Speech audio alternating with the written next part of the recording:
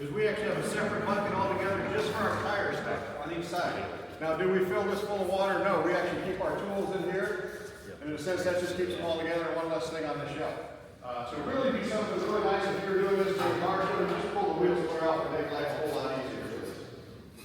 You can also, if you want to, take this tool here, go around the tool and the wheel well, if you have a car that's not figure out where we want to go.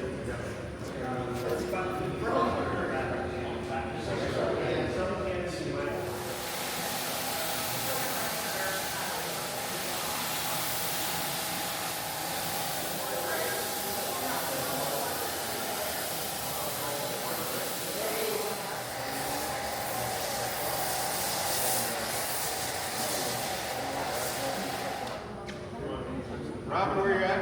Right here. We're going to have you feel this. Okay. I want you to do this half of the hood and tell me, like right now, how it feels as you go across there. Yeah. And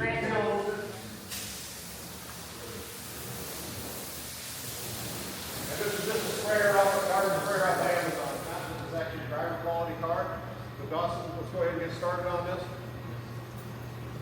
What's that stuff called? This is just 303 protected. This is available O'Reilly's, Amazon, wherever you want to be. The Pro kit is actually $500 a kit versus buying it takes 2 kits to do a car. They're different others. Good. Thank you everyone for being here. I'll be pretty quick with this. I'm just going to go over the 3 different tool types that are generally used for automotive and boat detailing. So I'll go over those. I've got $110 spot rate, everything set up, include your shipping.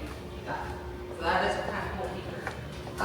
So this is our first version. Push in, and then pull up, and it'll lock. And we've got these nice fancy lights there to make you go, oh, you feel like you're Luke Skywalker while you're polishing. It's really neat, right?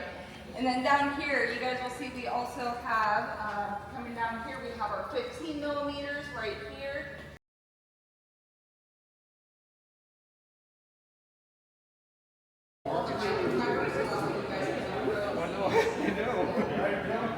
Yeah, so to me, I would disagree. I think it would be just from a user's standpoint. We have our brain is gnarly here. This is really, really good to remove for water swap off the glass. But again, it generates heat. A lot of glass here has window tint. Since I know that this is a Mercedes, I'm making a complete assumption here. I've looked over the vehicle. I don't see that it looks like it's been in a body shop.